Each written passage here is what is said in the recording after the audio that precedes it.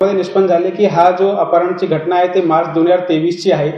मार्च 2023 मध्ये त्याच्या जो गुढीपाडवाच्या जवळपास 10-15 दिवसानंतरची घटना आहे। यामध्ये त्याला अपहरण केल्यानंतर कोडाळमध्ये आणण्यात आले आणि त्याला एक घरामध्ये मारहाण करण्यात आली होती आणि त्यामध्ये त्याचा मृत्यू झाला होता। त्यांनी जो अपहरित मुलगा होता त्यांनी आणि अपहरित आणि मयत जो मुलगा होता त्यांनी काही आरोपींकडून पैसे घेतले होते आणि त्यावरून त्यांचे आर्थिक वादविवाद सुरू होते।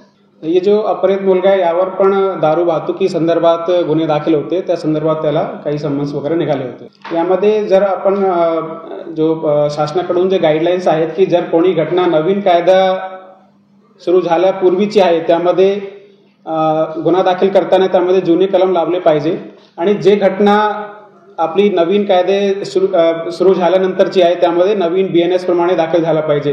ही घटना मार्च 2023 ची असल्याने यामध्ये जुने IPC प्रमाणे कलम लावण्यात आलेले आहे आणि यामध्ये गुन्ह्याचा जो तपास आहे ते नवीन BNSS प्रमाणे सुरू आहे। यामध्ये आम्हाला 4 लोकांचे ते सहभाग, जे 4 आरोपी अटक केलेले आहेत त्यांचा सहभाग निष्पन्न झालेला आहे। अजून काही आरोपी आहेत का त्याचा आम्ही तपास करतो। नाही, यामध्ये कसं आहे की जसं आम्ही पण माझ्या अधिकाऱ्यांना विचारले की त्याचे घरामध्ये त्याचे जो नातेवाईक आहेत, एक त्याची मूक बधीर मावशी आहे आणि एक जो चुलत मामी ज्याची फिर्याद आपण गुन्हा दाखल केलेला आहे। यामध्ये कोणाही त्याच्या जवळचा खूप नातेवाईक वगैरे नाही आहे आणि कोणी असं खूप सांगण्याची परिस्थितीमध्ये आता पण जे गुन्हा दाखल केला त्यामध्ये पण त्याची मावशी वगैरे इशाऱ्यामध्ये बतातीये, पण त्याला पण असं बोलता येत नाही, ऐकता येत नाही, त्यामध्ये ते थोडासा अडचण होती। पण यामध्ये मी आपल्याला सांगतो की जे काही असेल मी DYSP ना परत एकदा पूर्ण व्हेरीफाय करून यामध्ये काही प्रकार आहे का, असं काही कोणाकडून रिपोर्टिंग झाला होता किंवा काही झाला होता त्याची दखल घेतली नाही, ते आम्ही व्हेरीफाय करू। यामध्ये काही व्हिडिओ व्हायरल होते, त्याच्या काही तपासामध्ये उपयोग होणार आहे का?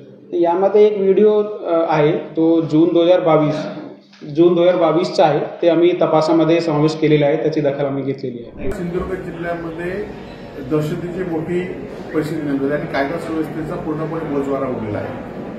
आपल्याला माहिती असेल की कुडाळमधील बिडवळकर नावाच्या तरुणाला लग्न करून फक्त 22,000 रुपये द्यायचा होता म्हणून शिंदे सेनेच्या एका प्रमुख पदाधिकाऱ्याने लग्न करून मारल्याने त्याचा मृत्यू त्यामध्ये झाला आणि ह्याचा खरं तर सिद्धेश शिरसाट आहे, त्याचे अनेक लोकांशी संबंध शिंदे गटाशी आहेत, त्याचे बॅनर कालपर्यंत होते आणि त्याला वाचवण्यासाठी तिथले स्थानिक आमदार अनेक पदाधिकाऱ्यांनी जिल्हा पोलिसांना किंवा जिल्ह्यातल्या प्रमुख पोलिसांना फोन केलेले आहेत आणि त्यामुळे ह्यांचा खरा आका कोण, त्या सिद्धेश शिरसाटचा आका कोण हा प्रश्न आता सिंधुदुर्गवासियांना आहे।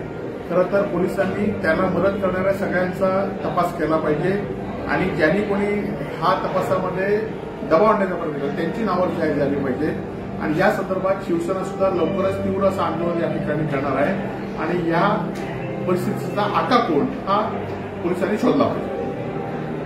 वाल्मिकी कराडच्या बीडच्या घटनेपेक्षाही संतोष देशमुखपेक्षाही भयंकर आहे।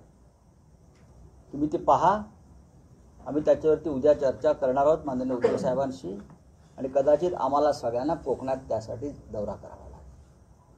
त्याच पद्धतीनं एक निर्घृण खून झालेला आहे आणि त्याच्या संदर्भात एक तासाभरात माझ्याकडे माहिती येते। सत्ताधारी आमदारांनी यांचा त्यांच्यावरती दबाव होता असं देखील वैभव नाईकने म्हटलंय। बघा, वैभव नाईक हे तिथे 10 वर्ष आमदार होते आणि त्या सिंधुदुर्ग जिल्ह्यातला जो दहशतवाद आहे, खुनाखुनी आहे, त्या खुनाखुनीशी आणि हिंसाचाराशी वैभव नाईक सातत्यानं संघर्ष आणि लढा देत आहे।